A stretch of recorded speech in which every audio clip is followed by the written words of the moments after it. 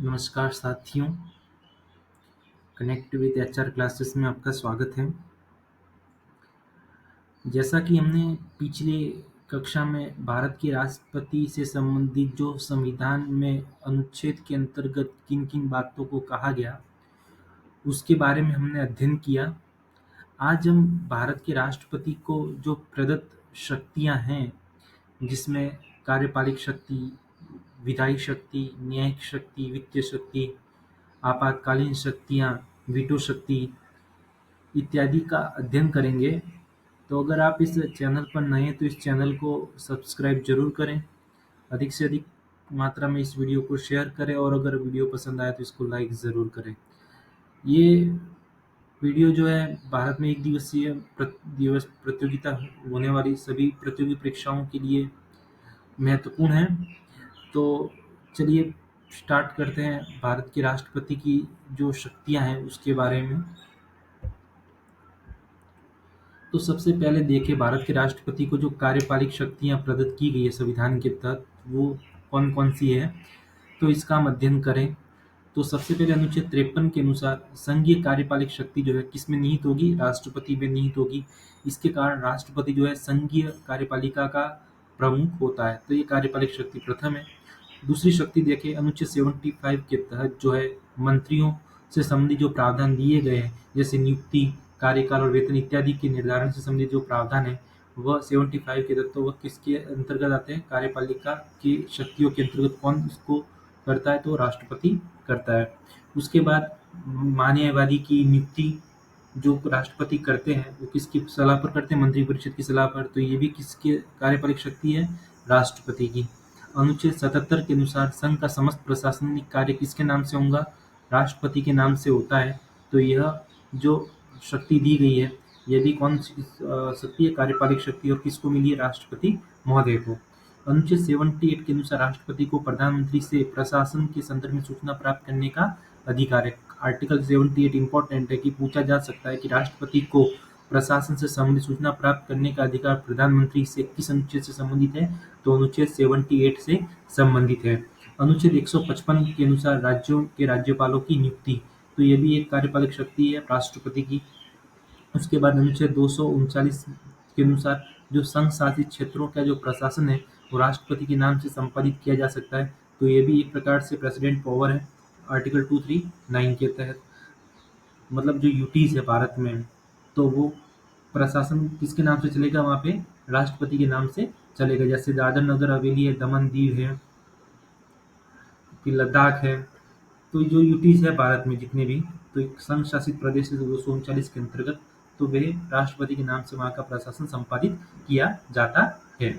अनुच्छेद 239 ए में ये उल्लेख किया गया है कि दिल्ली के मुख्यमंत्री की नियुक्ति कौन करेंगे? राष्ट्रपति। यहाँ से महत्वपूर्ण इंपॉर्टेंट है, हाल ही में चुनाव हुए हैं। तो अनुच्छेद 239 ए में यह उल्लेखित है कि दिल्ली के उप मुख्यमंत्री के नियुक्ति जो है वो कौन करेगा? राष्ट्रपति द्वारा की जाएगी। और मुख्यमंत्री की सलाह पर अन्य मंत्रियों की नियुक्ति भी राष्ट्रपति के द्वारा की जाती है। तो आगे हम देखें, अनुच्छेद 238 के अनुसार जो अनुसूचित जनजाति आयोग के अध्यक्ष की और सदस्यों की नियुक्ति कौन करते हैं? राष्ट्रपति महोदय करते हैं। अनुच्छेद 338 बी के अनुसार राष्ट्रीय पिछड़ा वर्ग आयोग के अध्यक्ष और सदस्यों की नियुक्ति भी कौन करते हैं? राष्ट्रपति महोदय करते हैं। तो कार्यपालिक शक्तियों के लिए मैंने आपको 10 महत्वपूर्ण शक्तियां बताई राष्ट्रपति की। उसके बाद राष्ट्रपति वारंट जारी करके निम्न की नियुक्तियां भी करते हैं। तो नियुक्तियां कौन सी जो वारंट के द्वारा जारी करके की जाती है? राज्यों के राज्यपाल की एक नियंत्रण और मालिका परीक्षक के जो आर्टिकल 148 में उल्लेखित है की नियुक्ति, सुप्रीम कोर्ट और हाई कोर्ट के न्यायाधीशों की नियुक्ति, schedule tribe and schedule caste आयोग के अध्यक्ष और सदस्यों की नियुक्ति, बैकवर्ड कास्ट के अध्यक्षों और सदस्यों की नियुक्ति, ये सब राष्ट्रपति वारंट जारी करके नियुक्तियां करते हैं। तो ये नियुक्तियां भी जो एक प्रकार से कार्यपालिक शक्तियों के दिन राष्ट्रपति के आती हैं।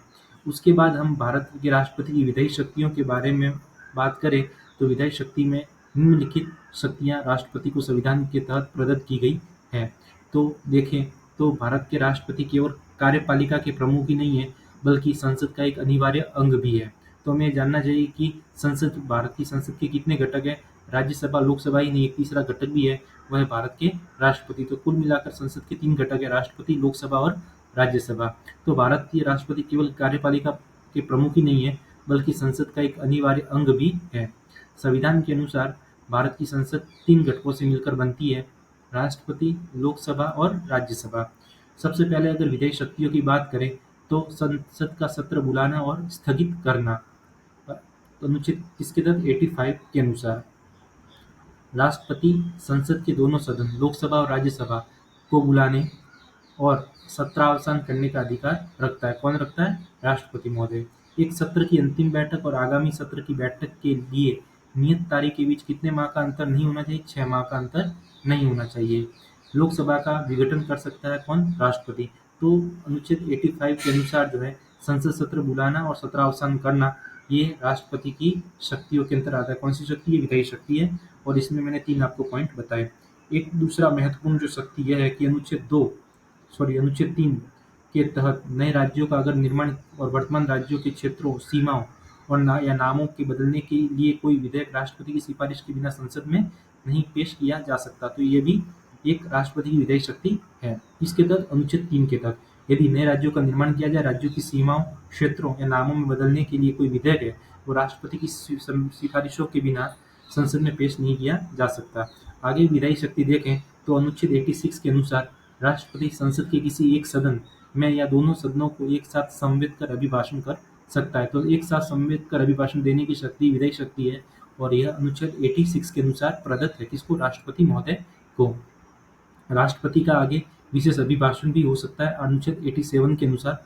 तो अनुच्छेद 87 में कहा गया कि राष्ट्रपति लोकसभा के लिए प्रत्येक साधारण निर्वाचन के पश्चात अगर नई सरकार गठन होती है, लोग आम चुनावों के पश्चात के प्रथम सत्र के आरंभ में और प्रत्येक वर्ष के प्रथम सत्र मतलब जो बजट सत्र होता है के आरंभ में एक साथ समवेत संसद के दोनों सदनों में अभिभाषण करेगा और संसद को उसके आह्वान का कारण बताएगा। किसके तहत? आर्टिकल 87 के तहत। पहला आगामी आम चुनावों के पश्चात और दूसरा प्रत्येक वर्ष जब बजट सत्र स्टार्ट होता है उस समय संसद के दोनों सदनों को समवेत रूप से अभिभाषण करेगा और उस संसद के सत्र को आह्वान करने का कारण भी राष्ट्रपति महोदय बताएगा। ये अनुच्छेद 87 में कहा गया है। नामांकन की शक्ति अनुच्छेद 83 के अनुसार राष्ट्रपति जो महोदय हैं वो राज्यसभा में 12 सदस्यों को नामित कर सकते हैं जो कला, साहित्य, विज्ञान और सामाजिक सेवा के क्षेत्र में विशेष योग्यता रखते हो। कितने सदस्यों को? 12 सदस्यों को। कहाँ पे? राज्यसभा में। कौन से अनुच्छेद के तहत? 83 के तहत। नोट: लोकसभा में 2 एंग्लो इंडियन समुदायों के सदस्यों को नामित करने की शक्ति भी अब समाप्त हो चुकी है 104वें संविधान संशोधन 2019 द्वारा, जो राष्ट्रपति के पास थी। कितने सदस्यों को? 2 एंग्लो इंडियन सदस्यों को लोकसभा में नामित करने की। उसके बाद दूसरी विधायी शक्ति देखें, संसद की संयुक्त बैठक बुलाना। यदि लोकसभा और राज्यसभा किसी सामान्य विधेयक पर सहमत नहीं होते तो राष्ट्रपति दोनों सदनों की संयुक्त बैठक बुला सकते हैं अनुच्छेद 108 के तहत। 108 महत्वपूर्ण है। अगर कोई प्रश्न पूछा जाता है कि संविधान में संयुक्त बैठक का प्रावधान किस अनुच्छेद के तहत है तो अनुच्छेद 108 के तहत। यह बैठक लोकसभा अध्यक्ष की अध्यक्षता में होती है। तो संयुक्त बैठक की अध्यक्षता कौन करेगा? लोकसभा अध्यक्ष। आगे विधेयकों को स्वीकृति प्रदान करना, ये भी राष्ट्रपति की विधेयक शक्ति के अंतर्गत आता है। जब कोई विधेयक संसद से पारित हो जाता है तो वह राष्ट्रपति की स्वीकृति के लिए भेजा जाता है। तो राष्ट्रपति के पास उस विधेयक पर 3 विकल्प होते हैं। कौन सा? या तो स्वीकृति देगा या अस्वीकृति देगा या पुनर्विचार हेतु वापस सदन को लौटा देगा। तो अगर स्वीकृत देता है तो विधेयक क्या बन जाएगा? कानून बन जाता है। अगर अस्वीकृति देता है तो विधेयक समाप्त हो जाता है। और पुनर्विचार हेतु वापस भेजता है तो यदि संसद दोबारा बिना परिवर्तन के पारित करे तो राष्ट्रपति को स्वीकृति देनी होती है। आगे हम देखें तो ये अधिकार साधारण विधेयकों पर ही लागू होता है। संविधान संशोधन और धन विधेयकों के मामले में यह लागू नहीं होता। संविधान संशोधन अगर आपके पास अर्थात राष्ट्रपति के पास आता है तो वह उसे अस्वीकृत या संशोधन हेतु वापस नहीं भेज सकता। उसके बाद अगर धन विधेयक के मामले में ये देखा जाए तो वह अस्वीकृत या पुनर्विचार का विकल्प नहीं चुन सकता। अगर धन विधेयक को वह अस्वीकृत करता है तो इसका तात्पर्य है कि वह लोकसभा में जो सत्ता पक्ष है उस सत्ता में बहुमत नहीं है और वह सरकार गिरने की संभावना भी रखती है। उसके बाद देखें तो अध्यादेश जारी करने की शक्ति अनुच्छेद 123 के तहत। कौन अध्यादेश जारी करने की शक्ति रखता है? राष्ट्रपति। किस मामले में? जब संसद सत्र में न हो और कोई तात्कालिक कानून बनाना आवश्यक हो तो राष्ट्रपति प्रधानमंत्री और मंत्रिपरिषद की सलाह पर अध्यादेश जारी कर सकता है। इस अध्यादेश जो है वैधानिक शक्ति संसद द्वारा पारित अधिनियम के बराबर होती है। अध्यादेश जो है संसद के अगले सत्र की शुरुआत के 6 सप्ताह के भीतर पारित हो जाना चाहिए, अन्यथा वह निष्क्रिय हो जाता है। तो अध्यादेश जारी करने की जो शक्ति है अनुच्छेद 123 के तहत जो राष्ट्रपति महोदय को मिली हुई है, वह तब मिलती है जब संसद सत्र में न हो और ये अध्यादेश किसकी सिफारिश पर लागू होगा? ये अध्यादेश किसकी सलाह पर लागू होगा? तो प्रधानमंत्री और मंत्रिपरिषद की सलाह के आधार पर राष्ट्रपति इसको जारी करते हैं। और इसकी जो महत्ता है उतनी होगी जो संसद द्वारा पारित अधिनियम की होती है। और इसका तीसरा महत्वपूर्ण बिंदु यह है कि यह जो अध्यादेश है वह संसद के अगले सत्र की शुरुआत के 6 सप्ताह के भीतर पारित होना चाहिए, अन्यथा वह निष्क्रिय हो जाता है। आगे देखें, राज्यसभा से विशेष संकल्प पर विधायिका को अधिकार देना। यदि राज्यसभा विशेष संकल्प द्वारा यह निर्णय ले कि कोई विषय जो सामान्यतः राज्य सूची का हो, राष्ट्रीय महत्व का हो, तो उस पर संसद कानून बना सकती है। तो ये राज्यसभा की एक विशेष महत्ता है कि अगर राज्यसभा कोई विशेष संकल्प पारित करती है और निर्णय लेती है कि कोई राज्य सूची का विषय जो राष्ट्रीय महत्व का है उस पर संसद कानून बना सकती है, तो इस प्रकार के मामलों में राष्ट्रपति की भूमिका यह होती है कि वह राज्यसभा द्वारा पारित संकल्पों की अनुमति देता है। तो हमने राज्यसभा के विशेष संकल्प पर आधारित विधायिका अर्थात संसद को अधिकार देने संबंधित प्रावधान के बारे में अभी पढ़ा। उसके बाद अगर हम विधायी शक्ति के रूप में देखें तो विशेष श्रेणी के जो विधेयक होते हैं, कौन सा? दूसरा संविधान संशोधन विधेयक और एक धन विधेयक, मनी बिल। धन विधेयक अनुच्छेद 110 के तहत आता है। धन विधेयक जो है लोकसभा में ही प्रस्तुत किया जाता है और इसके लिए राष्ट्रपति की पूर्व अनुशंसा आवश्यक होती है। राज्यसभा इसमें संशोधन सुझा सकती है, लेकिन वास्तविक शक्ति किसके पास होती है? लोकसभा के पास ही होती है। संविधान संशोधन विधेयक, यह विधेयक जब दोनों सदनों द्वारा पारित हो जाता है तो राष्ट्रपति को इसे अनिवार्य रूप से मंजूरी देनी होती है। उसे न तो वह अस्वीकार करने और न ही पुनर्विचार के लिए वापस भेजने का अधिकार होता है। तो हमने विशेष श्रेणी के विधेयकों के बारे में बात की। धन विधेयक के बारे में आपको आर्टिकल किससे संबंधित है? 110 से संबंधित है।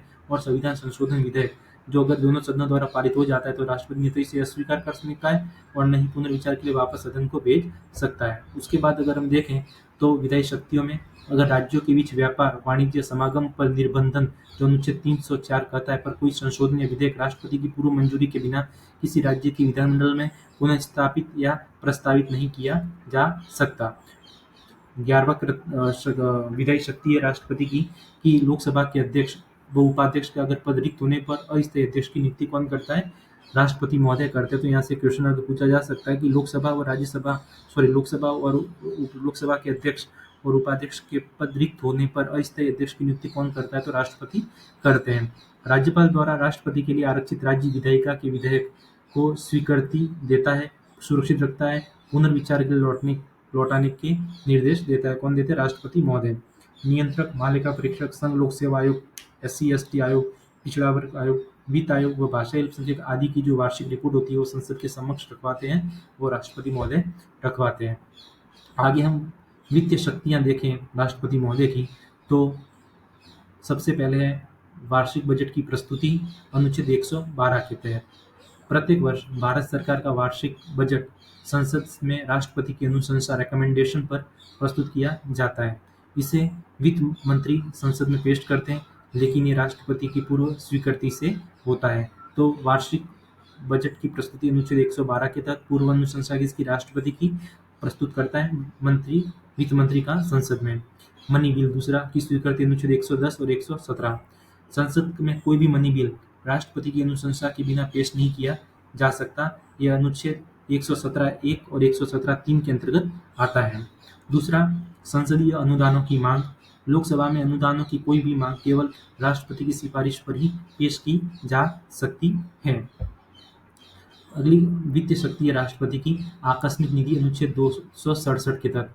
राष्ट्रपति को आपात स्थिति में आकस्मिक निधि, भारत की आकस्मिक निधि से राशि निकालने की शक्ति प्राप्त होती है। यह कोष अप्रत्याशित व्यय के लिए होता है और राष्ट्रपति की अनुमति से उपयोग किया जाता है। कौन सी? आकस्मिक निधि। कंटीजेंसी फंड जिसे कहते हैं। वित्त आयोग की नियुक्ति अनुच्छेद 280, राष्ट्रपति प्रत्येक 5 वर्ष में एक वित्त आयोग की नियुक्ति करेगा। यह आयोग केंद्र और राज्यों के बीच वित्तीय संसाधनों के बंटवारे की सिफारिश करता है। आपसे पूछा जाए कि वर्तमान में वित्त आयोग के अध्यक्ष कौन है, तो अरविंद पनगड़िया है, जो भारत के वित्त आयोग के पहले उपाध्यक्ष, भारत सरकार में जो नीति आयोग थे उसके पहले उपाध्यक्ष थे। राज्यों को विशेष अनुदान, राष्ट्रपति राज्यों को विशेष वित्तीय सहायता अनुदान की सिफारिश कर सकता है, वो भी विशेष परिस्थितियों में। तो ये वित्तीय शक्तियाँ किसकी है, राष्ट्रपति की। कौन सी, राज्यों को विशेष अनुदान, वित्त आयोग की नीति 280, आकस्मिक निधि अनुच्छेद 267, वार्षिक बजट की प्रस्तुति अनुच्छेद 112, मिनी बिल की स्वीकृति 110 और 117, संसदीय अनुदानों की मांग। उसके बाद वित्तीय शक्तियों में देखा जाए लेखानुदान और अनुपूरक अनुदान। लेखानुदान, अनुपूरक अनुदान और अतिरिक्त अनुदानों की स्वीकृति भी राष्ट्रपति की सिफारिश से होती है। इसको हम आगे पढ़ेंगे डिटेलली, लेकिन जो वित्तीय शक्तियां हैं राष्ट्रपति महोदय की, उसके अंतर्गत लेखानुदान, वोट ऑफ अकाउंट, अनुपूरक अनुदान, सप्लीमेंट्री ग्रांट्स और अतिरिक्त अनुदानों की जो स्वीकृति भी राष्ट्रपति की सिफारिश से होती है। आगे हम देखें न्यायिक शक्तियाँ, तो इसको हम अगले वीडियो में देखेंगे।